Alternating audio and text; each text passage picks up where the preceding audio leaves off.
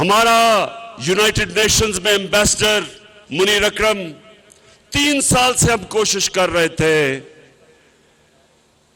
कि इस्लामोफोबिया के खिलाफ यूनाइटेड नेशंस में रेजोल्यूशन पास करें।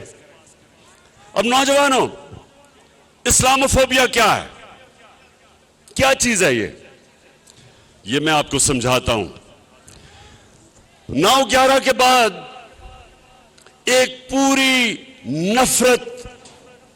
नफरत की लहर चली मुसलमानों के खिलाफ मगरिब में, और वो क्या थी?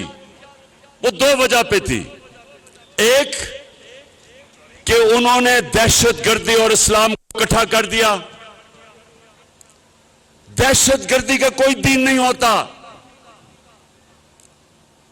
इस्लाम और दहशतगर्दी का कोई ताल्लुक नहीं, उसके बावजूद उन्होंने इकट्ठा कर दिया और मुसलमानों को ऐसे तासुर दिया कि इस्लाम की वजह से दहशतगर्दी है।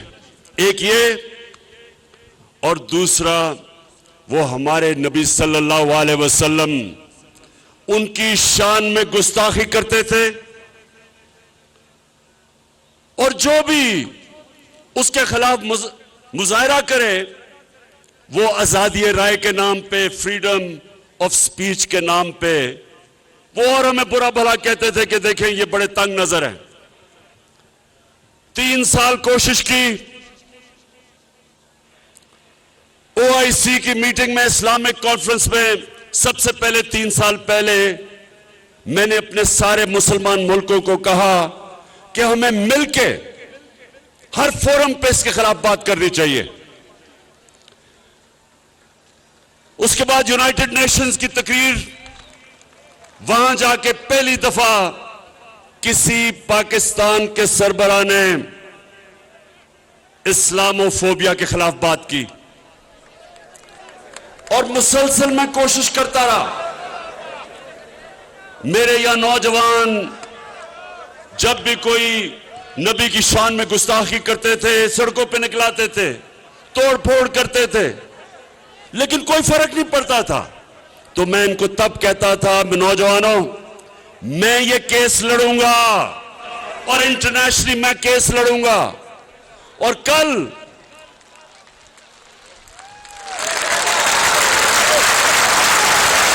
अल्लाह का करम है कि कल ये फैसला हुआ, यूनाइटेड नेशंस की रेजोल्यूशन हुई, 57 मुसलमान मुल्कों ने मिलकर पेश की पाकिस्तान की रेजोल्यूशन इस्लामोफोबिया के खिलाफ। सुबह से सारी मुसलमान दुनिया से मुझे मुबारकें मिल रही हैं। इस्लामोफोबिया का नुकसान सबसे ज्यादा जो मुसलमान मगरबी ममालिक में थे उनको होता था। आदमी दाढ़ी वाला निकलता था, उसको बुरा भला कहते थे। औरत, मुसलमान औरत हिजाब करती थी, उसको सड़क पे गालियां निकालते थे, कोई पूछने वाला नहीं था। और आज सबसे ज्यादा जो खुश हैं वो बैरून मुल्क पाकिस्तानी हैं, बैरून मुल्क मुसलमान हैं।